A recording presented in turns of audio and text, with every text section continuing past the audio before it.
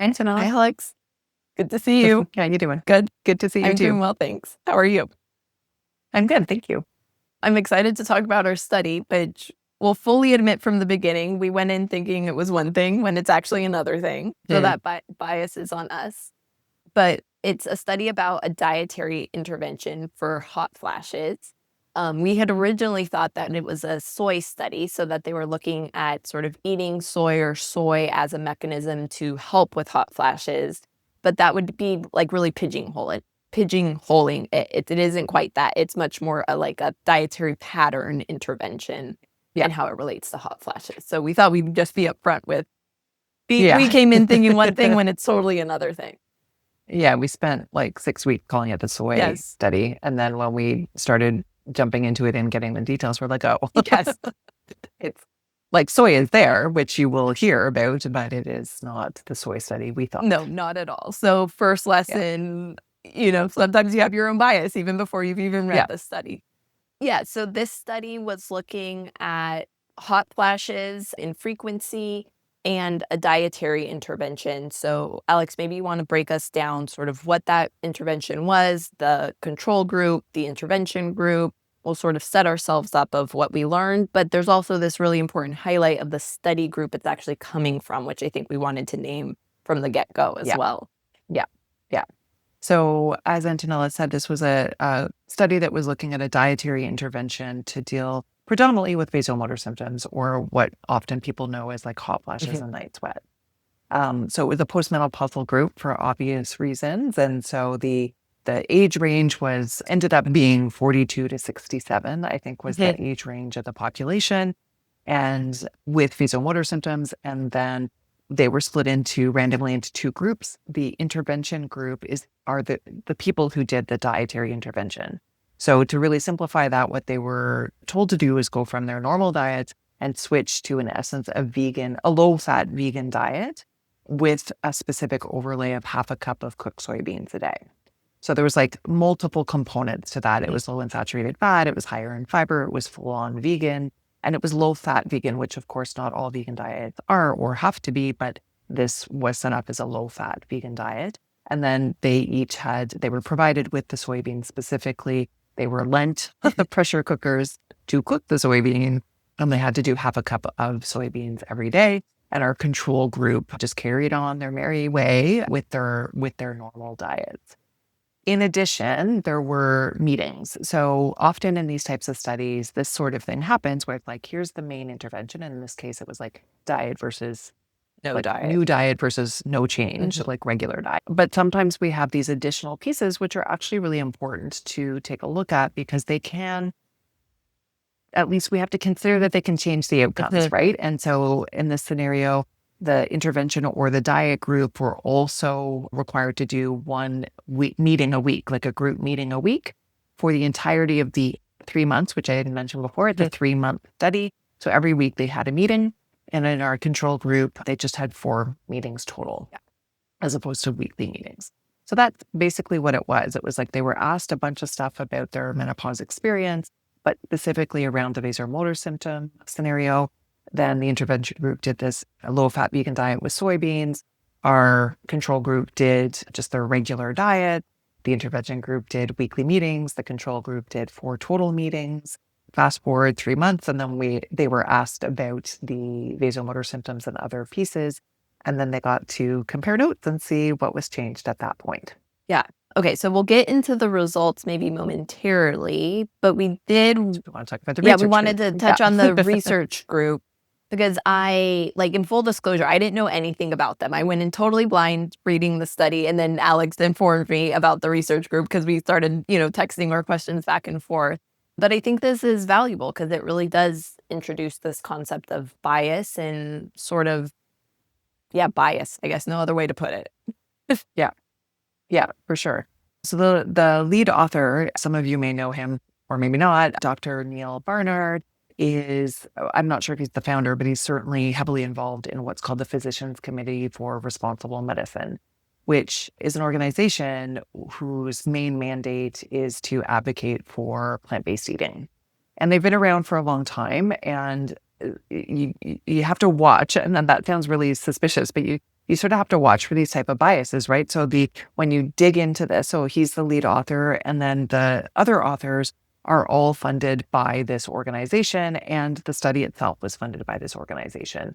And we've touched on bias questions before. Having bias isn't necessarily a problem if you account for it, if you're transparent about it, if you're trying to make accommodations to account for it and to balance it out. But because bias, we can't get rid of bias entirely in most study scenarios. But the idea is that you do your best to remove the bias as much as possible. And unfortunately, this organization is known for their advocacy of plant-based eating, vegan eating, and animal activist type of like animal rights activists. Yeah. So there's nothing wrong with that. But obviously, when they're funding a study and they're not disclosing any of that, other than they're saying like, yes, this is we're a part of this organization. So they're disclosing it. They're not hiding it. But there's no mention of that in terms of the goals or what the expectation is. And given that the study is about the success or not of a plant-based diet, we have to be at least look at this with a slightly jaundiced eye, I think, of like, was the conclusion a foregone one?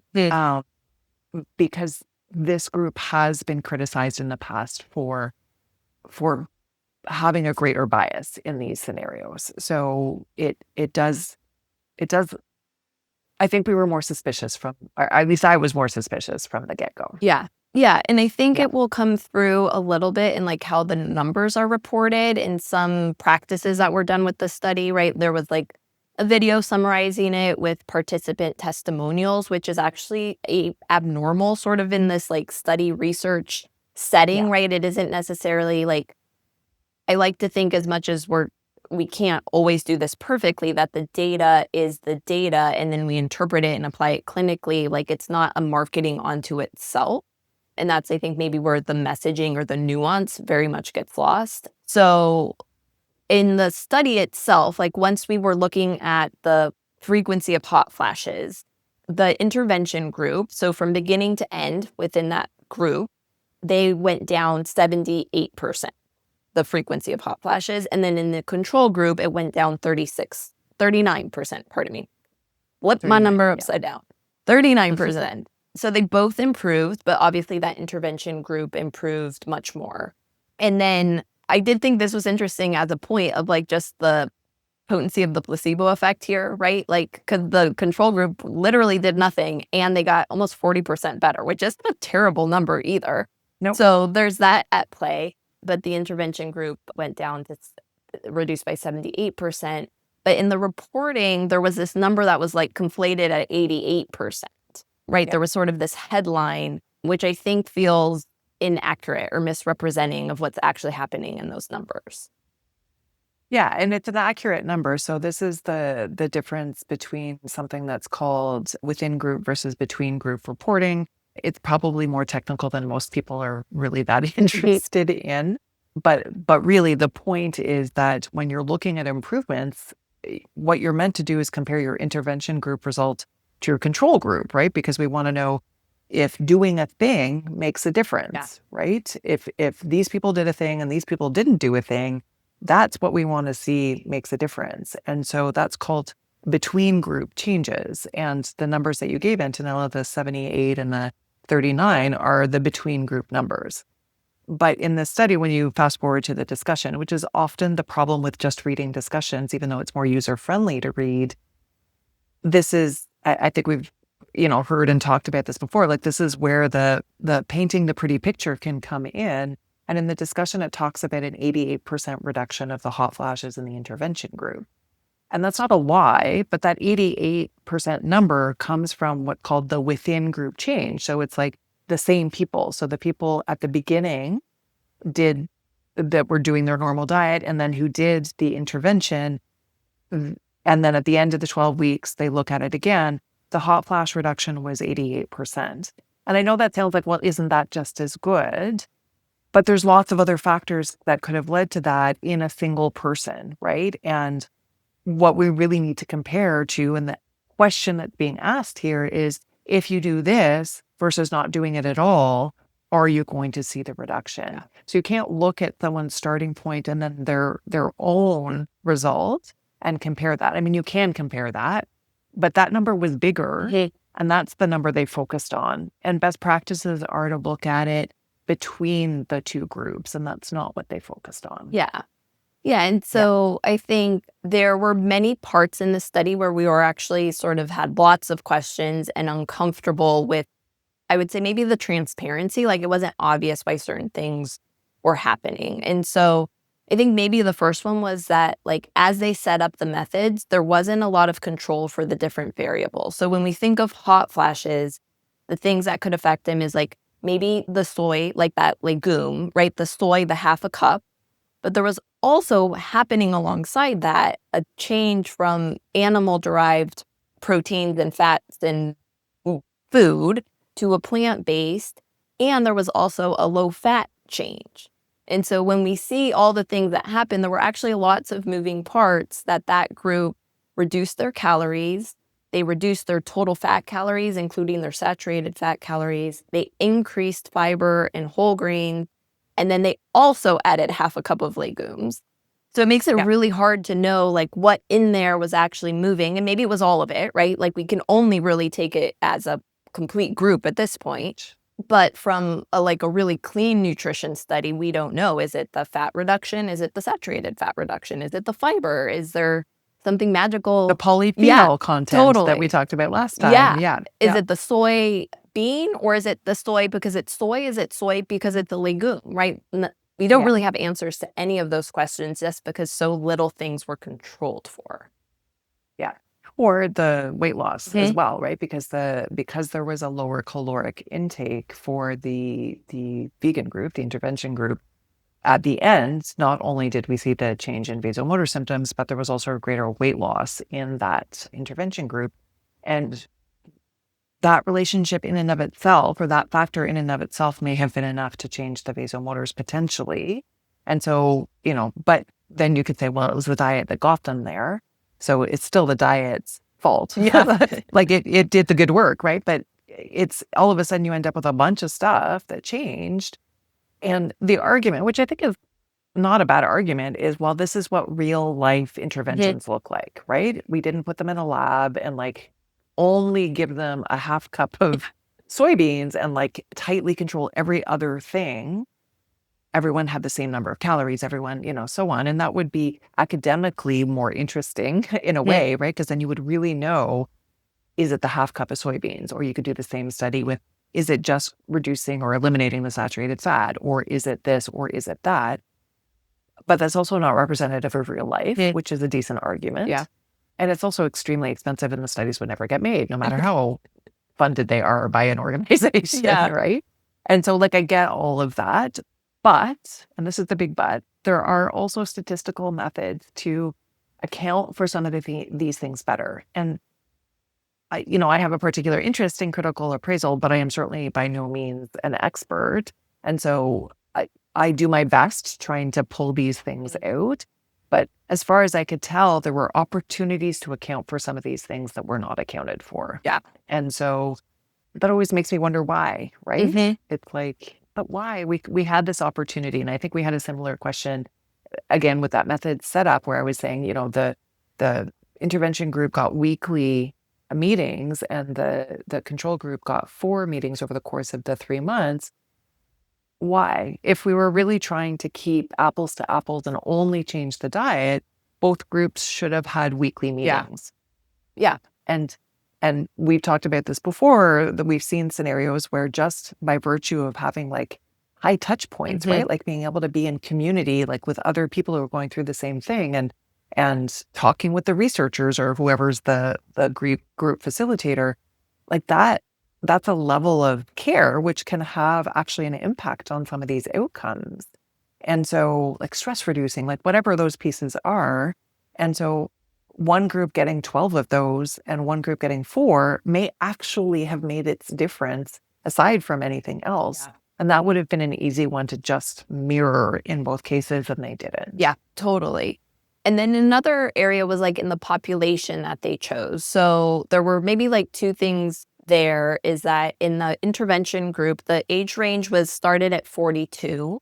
And so if a woman is stopping or going through menopause at 42, 43, 44, we'd actually consider that a premature menopause. So we felt like that was maybe just a different population, that one might be more symptomatic, that we would maybe not treat as like the more natural course of menopause, but yet that those were lumped together and there was like no like teasing out of maybe excluding those people from that group. So we were more apples to apples, right? Like that's what we're trying to achieve at the end of the day.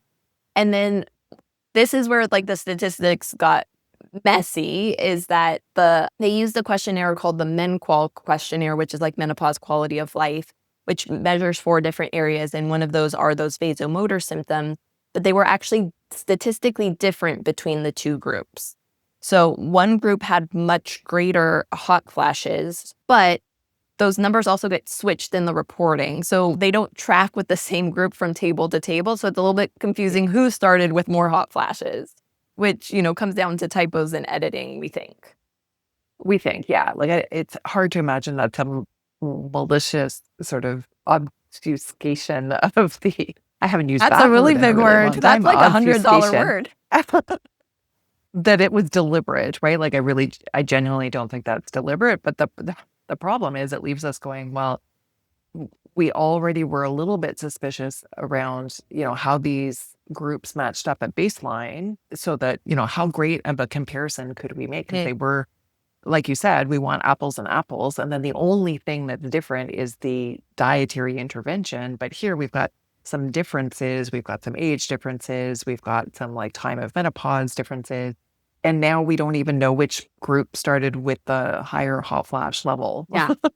Yeah. But they were different between groups. And this harkens back to what I was saying about there are ways to adjust for that. That's not great. Like we definitely would have loved to have seen that the average amount of hot flashes in both groups was the same. That's the goal. Mm-hmm. But I think because it was a small enough study that it was just like you need larger studies for that to all work itself out randomly. And in smaller studies, you're more likely to just by chance get more people who had higher numbers in one group than the other because it's a smaller study. So that can happen, although we don't love it. Mm. But then you statistically adjust for it. Yeah. And they also did kind of do the best job there that they could have done. And it begs the question, why? Mm-hmm. So a typo I can forgive. We see typos a lot, or like a mistake, right? With the numbers. We've seen that before, but it added to the pile. Yeah, because I think in this situation. Yeah, because even if the typo didn't exist in like how the numbers get switched, right? They sort of get reassigned to different groups. If that wasn't there, there still is a difference between one group and the other, right? That doesn't erase the fact that they're starting at a different baseline, where one group is actually starting with a higher frequency. So, we don't know, were they just primed to respond better? And because they're more symptomatic, the ceiling for improvement is much higher. There's lots of factors there. So again, it just like makes it messy. It just makes it harder to like pinpoint what's going on. So I think those were our major sort of criticisms of where there were opportunities to be more transparent or to account statistically for things or to create a cleaner experiment. But all of that then takes us to our take home here, that we did have those hot flashes get a lot better. Yeah. At the end of the day. Yeah. So what are your thoughts there? Like, how does this apply clinically? We were just reflecting that this is one of those studies that actually had a lot of like things that we were nitpicking. I don't know if nitpicking is the right word, where we were like actually pretty critical on, but it didn't really change our take home at the end of the day. Yeah, it's funny, right? Because I will admit, despite my attempt to like recognize and set aside my bias, I feel that my bias against their bias is very strong, right? But despite all of that, so part of me just wants to say, like, this is just poorly enough done from my perspective that we're not going to trust the results, which is in a way technically still true. Like I would still make that statement, but the big but I think that we both have to varying degrees is the recommendations of lower saturated fat, higher fiber just those two things, let alone maybe the weight management piece or the addition of legumes independently, we know that those things can improve lots of factors, cardiometabolic factors and vasomotor symptoms. There's lots of like a Venn diagram with cardiometabolic factors, right? And so it is like, it makes a lot of sense that someone's general state of health would be improved by moves in that direction. And it feels very plausible that this would be a at least modestly successful strategy. I think where I landed was because it was a 3-month study. If someone were motivated, because the dietary shifts are significant, right? So if you go from a typical omnivorous diet, you have to make major changes to meet the parameters of this, right? Going low-fat vegan, not just vegan, but low-fat vegan with half a cup of soybeans a day. It's a big dietary change. But if someone were motivated and felt like this could be, at least they were willing to explore it, let alone have a discussion around the sustainability of that for them, I think a 3-month experiment isn't, provided they were motivated, like too much of an ask, right? Like if the study was like, well, we only saw the very smallest of improvement, we think that if someone would need to do it for 6 months or 12 months before they had an answer, harder sell. Yeah. But for 3 months, I think that someone who feels it's possible, it's worth a try. And ultimately, study aside, it's the one-on-one that we're most interested with people, right? So if you feel better off eating that way, including a significant reduction in your vasomotor symptoms, and even though those changes, I'm just going to keep going here, even though that improvement may be more modest than if someone was doing hormone therapy, as we all know, there are reasons people could not or choose not to do hormone therapy. So that's kind of the point of this too, looking for as many options as possible for people so that they've got a whole spectrum of opportunity to support their postmenopausal time. And so this as a 3-month trial for someone, I think is a pretty great takeaway. Yeah. Yeah. And I think maybe just as you were talking, my reflection back is like, it's the package, right? Like, and that is very much like clinical practice, right? Like it's very rare that we're like, we're going to do this one thing. And sometimes we want to control it that much where we're like, let's just try this and see what happens. But it wouldn't be unreasonable to have both those goals of lessening saturated fat, increasing fiber, adding in legumes. And so if we like really take the package, I think there's nothing wrong with the package. We just need to understand that like we actually have to have all those pieces in place to expect these types of results. And it gives us another tool in that sort of non-hormonal management of vasomotor symptoms, based on people's preference, medical history, et cetera, that I think it's like not life-changing. And I think for us, what was interesting, and we didn't mention this before, though, was like we walked in thinking it was a soy study. It very much isn't. But what they did do, and we didn't mention this, is that they were looking at that equal conversion. So they did take a part of the group from the intervention group to see how they process soy. Because there's, I think, sort of this background question, like, is there something specific to the soy? But this study didn't really answer that because they didn't see a big difference in how that like conversion happened. It didn't seem to make an effect on the vasomotor symptoms. So it essentially just leaves that question open. Like, could it have been legumes? We don't know. Is there something special with the soy? We still don't know, but add them in. Yeah. And I think, and just as a complete aside, one of the reasons we kept calling it the soy study is because I think we wanted to talk about soy. Yeah. I think we were like, soy is like an interesting question in not just the postmenopausal space, but things like breast cancer risk and like cardiometabolic health. It's part of the portfolio diet for lowering cholesterol. Like it's like a really interesting food item. And we were like, oh, well, we'll use this as a soy, like to have a conversation about soy. And then it turned out not really to be a soy study. So we're going to put a pin in that and come back and find a real soy study. Exactly. Exactly. Yeah. But I think the take home is the same, right? Like increase, like plant forward makes a lot of sense, right? And like we've said so many times, and that's probably how we started the year, was like there's really different ways to achieve some of those metrics. And this is a model on how to do that. But I think we could get there in different ways as well. So the principles still hold true. Agreed. Yeah. All right. So it was so fun to spend the year with you, Alex, talking about research. That's reflection. Yeah. Research Reflections 2025. And we look forward to seeing everyone in 2026.